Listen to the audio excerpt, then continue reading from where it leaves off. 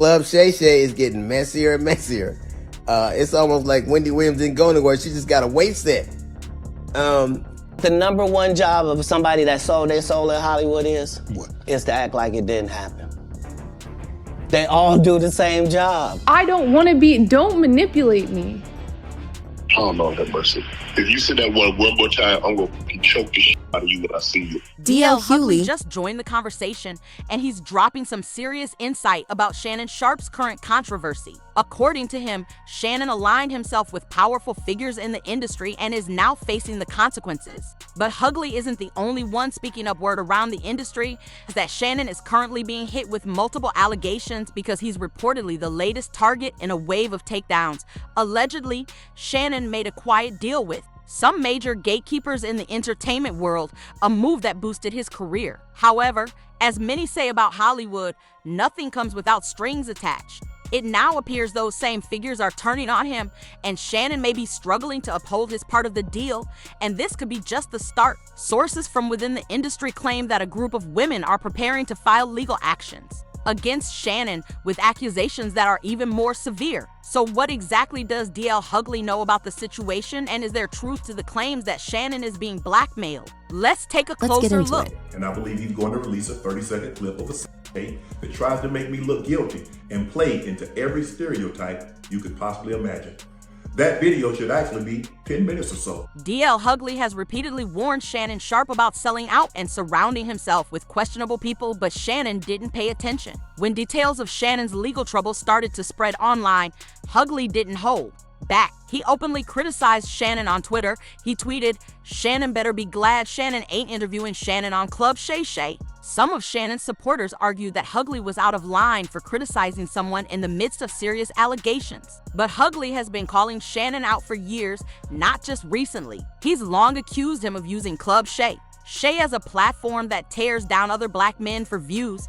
Hugley even went as far as calling Shannon Wendy Williams with a weight set, suggesting that Shannon prioritizes sensationalism over truth. According to Hugley, Shannon intentionally features controversial guests and topics, using them to provoke drama rather than genuine discussion. In fact, Hugley shared in a Vlad TV interview last year that he would never appear on Shannon's show, citing the chaotic nature of the discussions and conflicts it often highlights. Initially, I was going to do it, and it kept my schedule. It just didn't work out, but I'm glad I didn't. I thought it got to be too messy, and I said it out loud, I think. But for a while, Club Shay Shay was like Wendy Williams with a weight set. Like, damn, this dude, I mean, it was messy. The reason that those people went on Club Shay Shay in its first iteration before it became successful, it's because we saw what he did, and the reason I was going to go on is because we saw what Skip did to him. I said any number of things about the way Skip sunned him. Is that when he said, "Put your glasses back on," or something like that? That was so horrible to me that I think a lot of people were determined to help this black man be successful because of what had happened. Mm-hmm. And to kind of curate all that boom, have that place that they worked so hard for you to have, so you would have your own space, be just an amalgamation and curate all the bull that has happened in our community seemed insulting to me. Right. And we're talking about, man, some of the same people that rallied around him to make sure he was good. DL Hugley was clearly referencing Katt Williams' Club Shay Shay interview, which has now surpassed nearly 90 million views, making it one of the most watched podcast interviews on YouTube. In that episode, Katt stirred up major controversy by calling out several well-known comedians, including Steve Harvey, Cedric the Entertainer, and Kevin Hart. He didn't hold anything back. Although Katt didn't mention DL Hugley in a negative light, Hugley still took the opportunity to criticize both Katt and Shannon for that interview. What's interesting is that Katt actually issued a warning to Shannon during that very discussion about the dangers of surrounding himself with the wrong people. At the time, many thought Katt was just being theatrical when he mentioned Shannon's odd loyalty to what he called losers, but in hindsight, he may have been quite serious.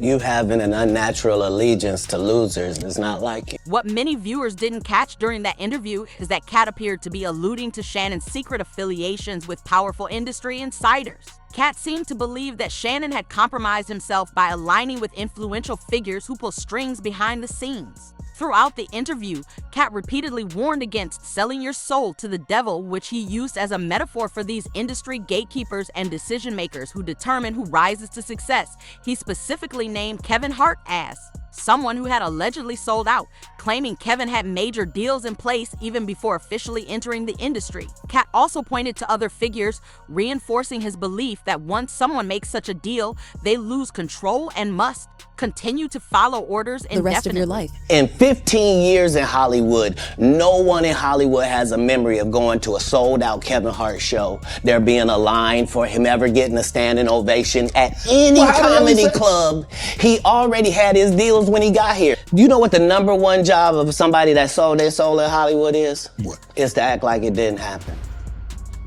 They all do the same job.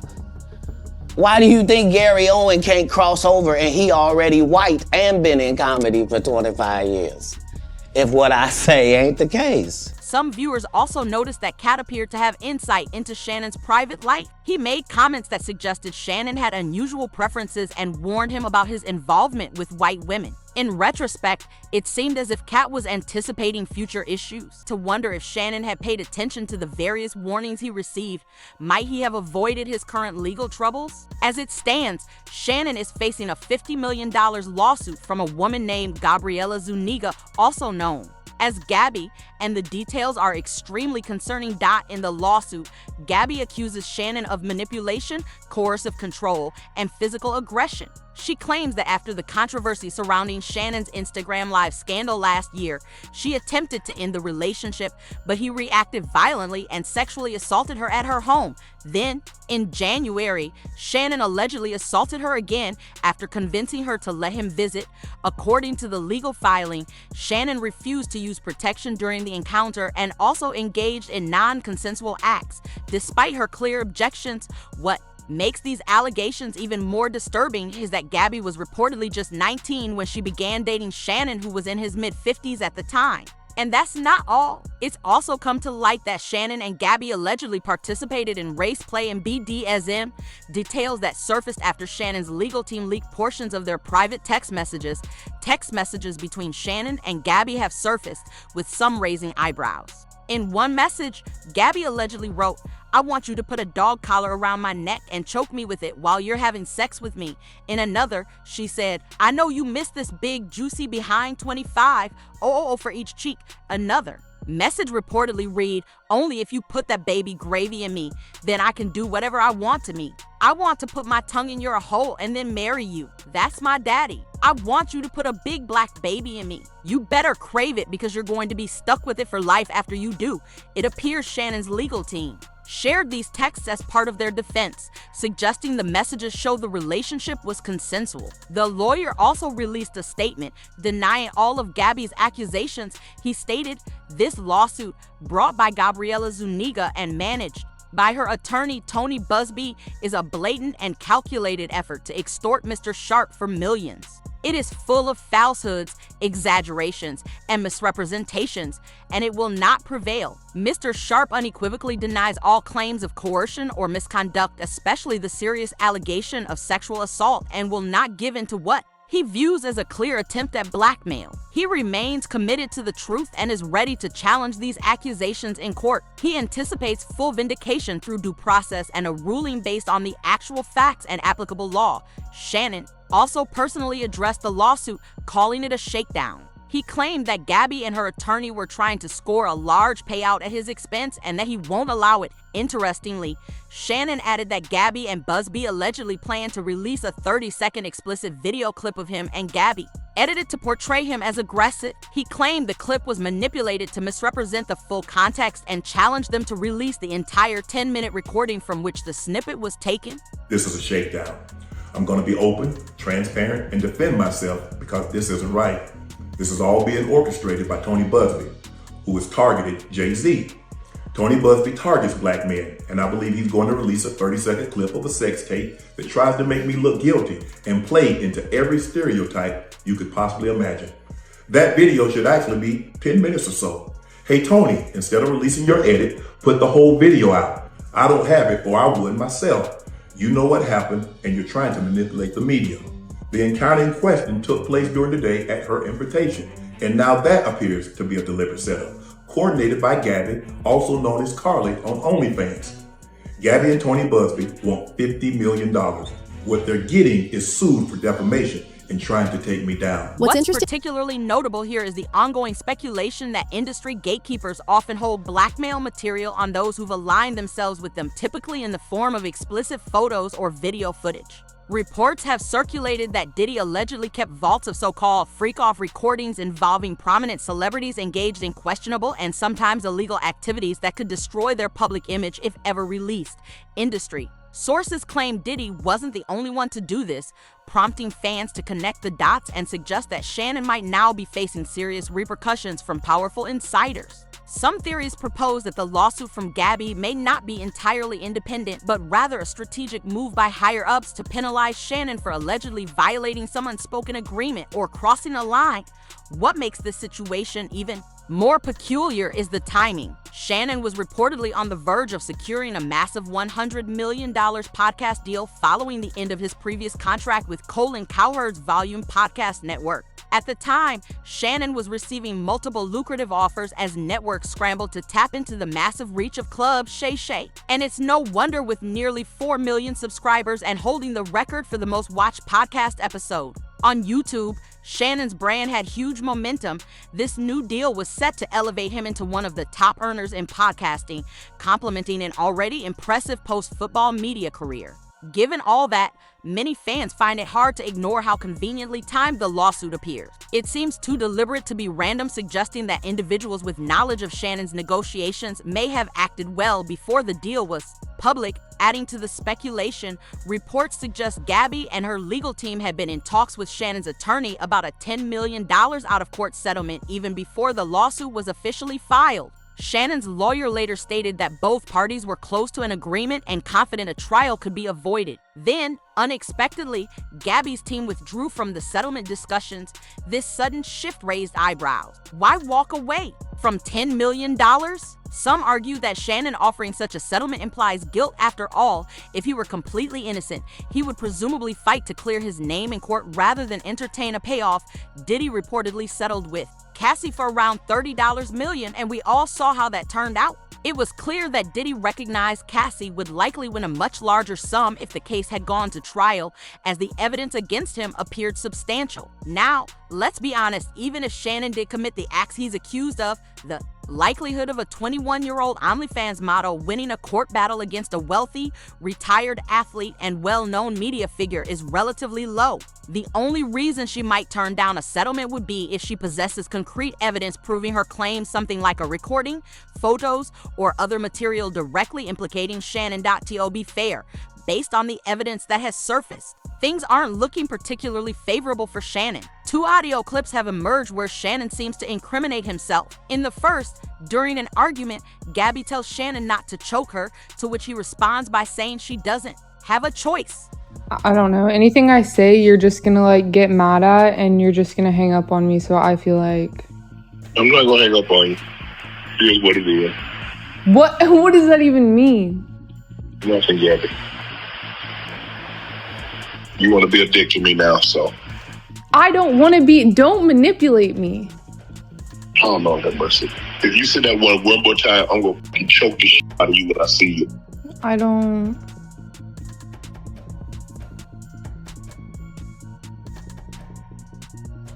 You know what? Well, I don't want to be choked. Yes, you do. I don't think you have a choice in the matter. The second audio clip is along the same lines this time. Shannon allegedly makes a similar threat, indicating he would do it in public. Thank you. Okay.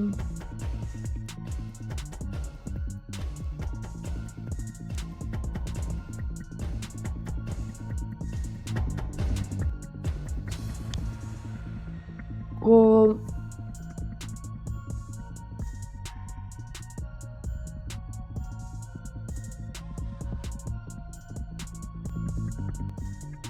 I don't.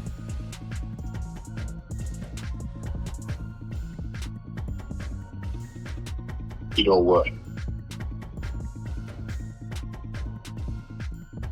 Well, I don't want to be choked. Yes, you do.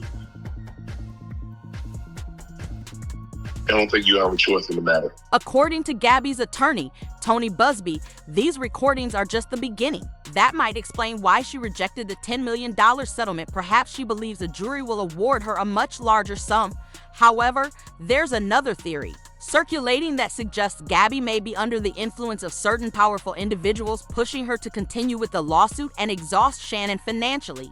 This has led many to question the sudden shift. Why did Gabby back out of the deal when both sides seemed close to an agreement? And let's be honest, $50 million is a very large amount to request in a case like this based on what's been made public so far. So why aim so high? What's even more questionable is that some industry insiders are hinting at a third party playing a role behind the scenes in Gabby's legal strategy. For example, Maze and Cameron recently discussed the case on their podcast, and Maze shared some particularly noteworthy comments. Is like a fallacy or some kind of hoax or something like this, because he was about to get a bunch of money. And you know, when you're about to get a bunch of money, people that hate on you just wait until you're about to get that money and rain on your parade. But we can't say that. And that's why I wanted to say it, to get Stats' opinion. I knew when I said that she was gonna go, yeah. No, you can't be on your way to 100 million. I keep telling Killer, right? And picking these kind of girls. You can't do that. We talked about this with Ant-Man. According to Maze, Shannon likely wouldn't have offered $10 million unless he had some level of guilt. But he also pointed out how strange it was that Gabby turned down the offer, suggesting that someone, possibly a pimp, could be influencing her to pursue the case all the way. You know, this is what I'm getting at. And for him to offer 10 million says that there might be some truth to this, because I'm not offering nobody no 10 million if I know I didn't do anything. And I think the only reason the 10 million didn't work, Killer, I want to know how you feel about this. I think the 10 million didn't work because the pimp need his cut. You know, just allegedly. I'm not saying there is a pimp, right? Let me give you. It's just an idea. This is just an idea, right? So if there's a pimp, right? Why y'all keep laughing? That nigga worth a lot of money. You know how guys be, and they pushed her on her, and then she said 10. He was like, 10 is my 10. You gotta put in your number for yourself. That don't have nothing to do with mine. 10 is mine. That's what we discussed. Now, Maze may have been joking, but his comment definitely raised some eyebrows. Another notable development is how quickly ESPN distanced itself from Shannon after the lawsuit gained public attention. Reports suggest they asked him to step away from his ESPN roles, and according to insiders, the network is already exploring options to part ways with him. Even Stephen A. Smith, who notably supported Jay-Z during his legal issues involving Diddy, appears to be stepping back from Shannon as well. With that being said, it's important to point out a couple of things. Number one, I was not there. I can provide no eyewitness account. And even though I got love and respect for Shannon Sharpe, and I'm sincerely hopeful and prayerful that he is completely innocent of the allegations that have been levied against him, I can't sit here and speak to his innocence or guilt from a knowledgeable place, because I have nothing to do with this. I haven't seen anything. I don't know anything. I don't even know this person. I know what the reports say. For those paying attention, the situation seems to point in one of two directions. Either the evidence against Shannon is so strong that his public image will be permanently affected once it's made public, or certain powerful figures are working behind the scenes to ensure he loses everything. But what do you think? Is Shannon being targeted, or is this simply an unfortunate set of events? Share your thoughts in the comments, and don't forget to check out the next video.